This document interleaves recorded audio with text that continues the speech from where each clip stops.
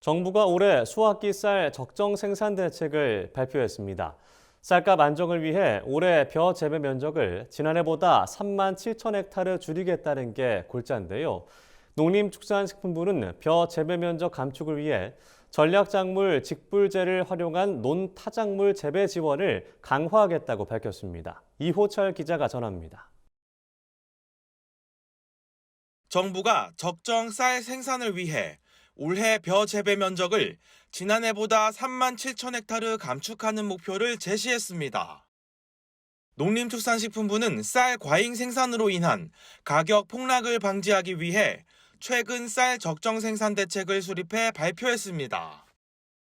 농식품부는 올해 적정 벼 재배 면적을 69만 헥타르로 판단하고 지난해 벼 재배 면적보다 3만 7천 헥타르 줄이기로 했습니다. 이를 실현하기 위해 올해 도입한 전략작물 직불제를 활용해 논타작물 재배 지원을 강화하기로 했습니다. 전략작물 직불제는 쌀과의 소득차를 고려하여 논에 콩 또는 가루쌀을 재배하는 경우에는 헥타당 100만 원, 그리고 하계조사료는 430만 원이 지급되며 콩 또는 가루쌀을 동계 밀이나 조사료와 함께 재배하는 경우에는 헥타당 250만 원이 지급됩니다.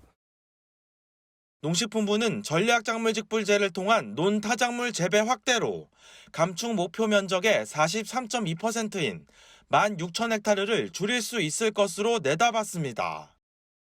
또 지방자치단체와 농가가 맺는 벼 재배 면적 감축 협약으로 1,400헥타르를 감축할 수 있을 것으로 예상했습니다.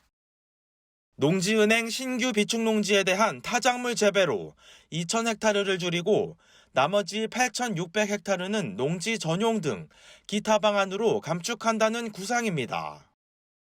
지자체와 농협도 논타작물 재배 지원 사업에 나섭니다. 지자체는 지난해 100억 원 규모였던 지원 사업을 올해 245억 원으로 확대하기로 했습니다. 농협경제지주는 쌀 적정 생산에 적극 참여하는 지역조합에 무이자 경영자금 1,500억 원과 농기계 구매자금 9억 원을 지원할 예정입니다. 농식품부는 재배 면적 감축 목표를 달성할 경우 수확기 산지 쌀값은 약 5% 상승하고 격리 비용은 약 4,400억 원 절감할 수 있을 것으로 내다봤습니다. 전문 연구기관의 연구 결과에 따르면 대책 목표가 달성이 되는 경우 현재 추세로 쌀 생산이 이루어질 때보다 쌀값은 5% 정도 상승할 것으로 예상하고 있습니다.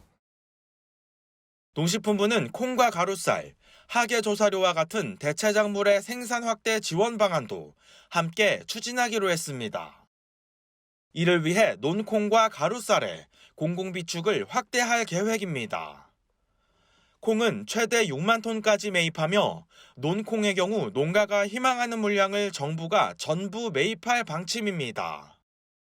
가루쌀의 경우 올해 전문 생산단지 38곳을 육성하고 생산단지에서 생산되는 가루쌀 전량을 정부가 매입해 식품기업에 공급하기로 했습니다.